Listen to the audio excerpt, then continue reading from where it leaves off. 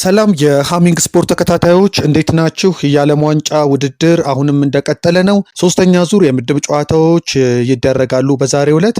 ከአንደኛ ምድብ እስከ ስድስተኛ ምድብ ያሉት ጨዋታዎች ትናንትናና ከትናንትና በስቲያ ተከናውነዋል። ዛሬ ደግሞ በምድብ 7፣ 8 እና 9 የሚደረጉ ጨዋታዎች አሉ። እነዚህን ጨዋታዎች እንመለከታቸዋለን ማለት ነው። ተቀራራቢ የማለፍ ተስፋ የተሰነቀባቸው የምድብ 7 ጨዋታዎች ዛሬ ይከናወናሉ። ግብፅ ከኢራን እንደዚሁም ደግሞ ቤልጅየም ከኒውዚላንድ የሚያደርጉት ጨዋታ ይጠበቃል። ከ92 ዓመታት በኋላ በዓለም ዋንጫ የመጀመሪያ ድሏን ያስመዘገበችው ግብፅ አሁንም ሌላ አዲስ ታሪክ ከፊቷ ቆሟል። ግብፅ በባለ 48 ሀገራቱ የዓለም ዋንጫ የጥሎ ማለፉ ደጃፍ ላይ ቆማለች። ንጋት 12 ሰዓት ላይ በምድቡ ሁለተኛ ደረጃ ላይ የምትገኘው ኢራንን ትገጥማለች። በሲያትሉ ጨዋታ ግብፅ ያቻ ውጤት በራሱ ወደ ጥሎ ማለፍ ምዕራፍ ያሻግራታል።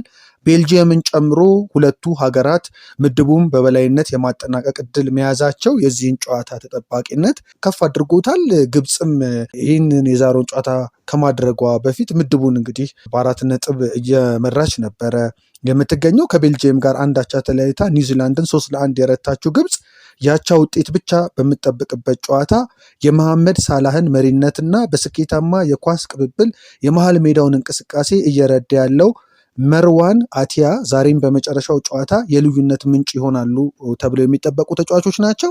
ሳላህ በዛሬው ጨዋታ ግብ የሚያስቆጥር ከሆነ ከሆሳም ሐሰን ጋር በ69 ግቦች ተይዞ የነበረውን የግብፅ የምንጊዜም ከፍተኛ ግብ አስቆጣሪነት ክብረ ወሰን የሚጋራ ይሆናል። ተጨማሪ ጎሎችን የሚያስቆጥር ከሆነ ይህንን ሪከርድ ሊያልፈው ይችላል ማለት ነው። በቀደሙት 6 የዓለም ዋንጫ ተሳትፎቿ ከምድብ ማጣሪያ ተሻግራ ለማታውቀው ኢራን ይህ ጨዋታ ያለፉትን መርሃ ግብሮች ያለመሸነፍ ግስጋሴ በመቀጠል አዲስ ታሪክ ለማስመዝገብ በ23ኛው መድረክ ያላት ብቸኛ እድሏ ነው። ግብፅ በ4 ነጥብ ምድቡን እየመራች ሲሆን በሁለት ጨዋታዎች አቻ የተለያየችው ኢራን በ2 ነጥብ ሁለተኛ ደረጃ ላይ ትገኛለች። ይህ ጨዋታ ለሁለቱ ሀገራት በዓለም ዋንጫ የመጀመሪያ ግንኙነታቸው ነው። የዚህ ምድብ ሌላኛው ጨዋታ በተመሳሳይ 12 ሰዓት በሲያትል የሚደረግ ሲሆን ቤልጅየም ከኒውዚላንድ ይገናኙበታል። ሁለቱን ጨዋታዎቻቸውን ባቻ ውጤት ያጠናቀቁት የሩዲ ጋርሲያ የቤልጅየም ቡድን በዚህኛውም ሆነ በቀደመው የኳታር ዓለም ዋንጫ ትልቁ ክፍተቱ ሆኖ የቀጠለው ግብ የማስቆጠር ችግር ነው። ቤልጅየም በኳታር ዓለም ዋንጫ በ5 ጨዋታዎች ያስቆጠረው ቡድኑ 2 ግቦችን ብቻ ሲሆን በዚህኛውም ዓለም ዋንጫ የተመዘገበለት ብቸኛ ግብ የግብፁ መሐመድ ሃኒ በራሱ መረብ ላይ ያስቆጠረው ነው። የግብ ዕድሎችን በመፍጠር ረገድ ክፍተቶች ቢኖሩበትም ብሔራዊ ቡድኑ ዕድሎችን ወደ ውጤት በመቀየር የጥሎ ማለፍ መንገዱን ማሳመር ከቤልጅየም ብሔራዊ ቡድን የሚጠበቅ የቤት ስራ ነው። 18ኛ ዓለም ዋንጫ ጨዋታውን የሚያደርገው ቲቦ ኩርቱዋ በቤልጅየም ብሔራዊ ቡድን የዓለም ዋንጫ ተሳትፎ አዲስ ክብረ ወሰን ያስመዘግባል ተብሎ ይጠበቃል። አንድ ተሸንፋ በአንድ ጨዋታ አቻ በመውጣት በ1 ነጥብ የምድቡ ግርጌ ላይ የምትገኘውና በዓለም ዋንጫ 3ኛ ተሳትፎዋን እያደረገች የምትገኘው ኒውዚላንድ ጠባብ ቢሆንም ወደ ጥሎ ማለፍ የመቀላቀል እድሏን በዚህ ጨዋታ ትሞክራለች። ምድብ 8ን ስንመለከት የመጨረሻ ጨዋታቸውን የሚያደርጉ ነው የሚሆነው። ኡራጋይ ከስፔን እና ኬፕ ቬርዴ ከሳውዲ አረቢያ ነው የሚጫወቱት። በ23ኛው ዓለም ዋንጫ የምድብ 8 ተጠባቂ የመጨረሻ ጨዋታዎች በተመሳሳይ ሌሊት 9 ሰዓት ነው እነዚህ ጨዋታዎች የሚደረጉት። አራቱም ሀገራት ቀጣዩን ዙር ለመቀላቀል ያላቸውን የመጨረሻ እድል ለመጠቀም ጨዋታቸውን ያከናውናሉ።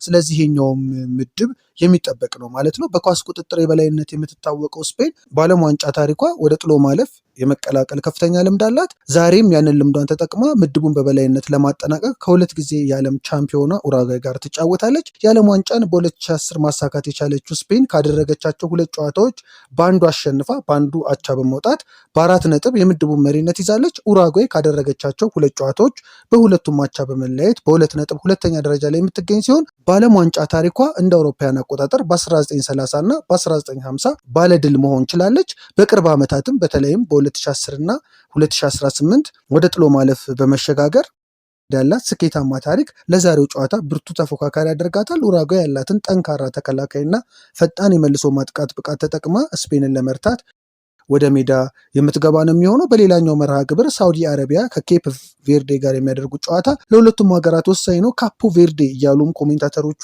ሲጠሯት ተመልክተናል። እና በለመድ ነው ኬፕ ቬርዴ እያልን እናውራ እንጂ ይቺ ሀገር ካደረገቻቸው 2 ጨዋታዎች በሁለቱም አቻ በመውጣት በ2 ነጥብ 3ኛ ደረጃ ላይ ትገኛለች። በታሪኳ ለመጀመሪያ ጊዜ በዓለም ዋንጫ እየተሳተፈች የምትገኘው ይቺ የአፍሪካ የደሴት ሀገር ኬፕ ቬርዴ ወደ ቀጣዩ ዙር ለማለፍ ብርቱ ፉክክር የምታደርግ ሲሆን ሰማያዊዎቹ ሻርኮች በሚል ቅጽል ስማቸው ይታወቃሉ።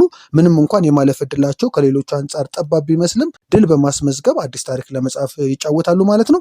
ሳውዲ አረቢያ ካደረገቻቸው 2 ጨዋታዎች በአንዱ አቻ ወጥታ በአንዱ በመሸነፏ በ1 ነጥብ የምድቡ ግርጌ ላይ ትገኛለች። ሳውዲ አረቢያ በዓለም ዋንጫ ታሪኳ እንደ አውሮፓውያን አቆጣጠር በ1994 ወደ ጥሎ ማለፍ የመሸጋገር ስኬት ያላት ሲሆን በ2022 ዓለም ዋንጫ በምድብ ጨዋታ አርጀንቲናን በማሸነፍ አስደናቂ ብቃት ማሳየቷን እናስታውሳለን። ዛሬም ያንን ታሪክ ለመድገምና ቀጣዩን ዙር ለመቀላቀል ያላትን እድል ለማለምለም ከኬፕ ቬርዴ ጋር ጨዋታዋን ታከናውናለች ማለት ነው። የምድብ 9 የመጨረሻ ጨዋታዎችን ደግሞ እንመልከት። ፈረንሳይ ከኖርዌይ፣ ሴኔጋልን ከኢራቅ ያገናኛል። በ23ኛው የዓለም ዋንጫ የምድብ 9 ተጠባቂ የመጨረሻ ጨዋታዎች በተመሳሳይ ዛሬ ምሽት 4 ሰዓት ላይ ይደረጋሉ። የምድቡን መሪ ለመለየትና የምርጥ 3ኛ ደረጃ እድልን ለመጠቀም ብርቱ ፉክክር ያደርጋሉ ተብሎ ይጠበቃል። የዓለም ዋንጫን 2 ጊዜ ማንሳት የቻለችው ፈረንሳይ በምድቡ የመጨረሻ ጨዋታ ኖርዌይን ትገጥማለች። ፈረንሳይ ካደረገቻቸው 2 ጨዋታዎች ሁለቱንም በማሸነፍ 6 ግቦችን አስቆጥራ 1 ብቻ ጎል በማስተናገድ በ6 ነጥብ የምድቡ መሪ ነች።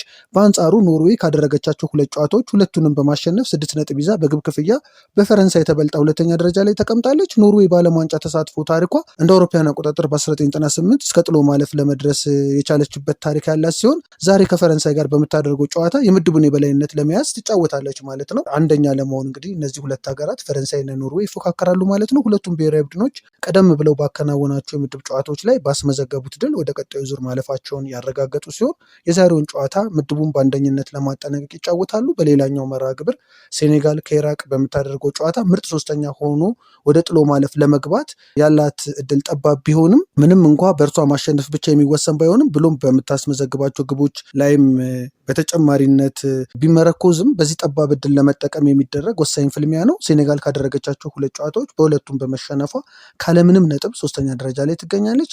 እንደ አውሮፓውያን አቆጣጠር በ2002 የኮሪያና ጃፓን በጣምራ አዘጋጅነት ባዘጋጁት ዓለም ዋንጫ እስከ ሩብ ፍጻሜ ተጉዛ ታሪክ የጻፈችው ሴኔጋል ዛሬ ኢራቅን በማሸነፍ ምርጥ 3ኛ ሆና ለማለፍ ያላትን የመጨረሻ ጠባብ እድል ለመጠቀም ትጫወታለች ማለት ነው። ኢራቅ በበኩሏ ካደረገቻቸው 2 ጨዋታዎች በሁለቱም በመሸነፏ ከምድቡ የተሰናበተች ለመርሃ ግብር ማሟያና ለታሪክ ጨዋታን ታከናውናለች ማለት ነው። በአሁኑ ሰዓት ስዊድንና ኢኳዶር በ4 ነጥብ ምርጥ 3ኛ ሆነው ለማለፍ ያለውን ዝርዝር እየመሩ ሲሆን የዚህ ምድብ ውጤትም በምርጥ 3ኛነት በሚያልፉ ሀገራት ዝርዝር ላይ የራሱ ተጽዕኖ ይኖረዋል ማለት ነው። አድማጮቻችን የእነዚህን ጨዋታዎች በነገው ዕለት በምናቀርበው የሃሚንግ ስፖርት ዝግጅታችን ወደ እናንተ የምናደርስ ይሆናል። ሃሚንግ ስፖርትን ሳብስክራይብ በማድረግ ተከታተሉ፣ ሼርን በማድረግ ለሌሎች አጋሩ። ከዓለም ዋንጫ ጨዋታዎች ጋር መልካም ጊዜ።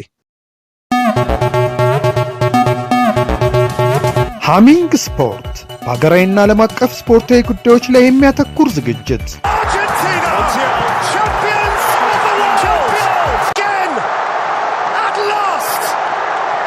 በሃሚንግ ስፖርት የስፖርት ዜናዎች፣ በተመረጡ ርዕሶች ላይ ውይይት፣ የእንግዳ ዝግጅት፣ የስፖርተኞች ግለ ታሪክና የሴቶችን እግር ኳስ በልዩ ሁኔታ ይዳስሳል።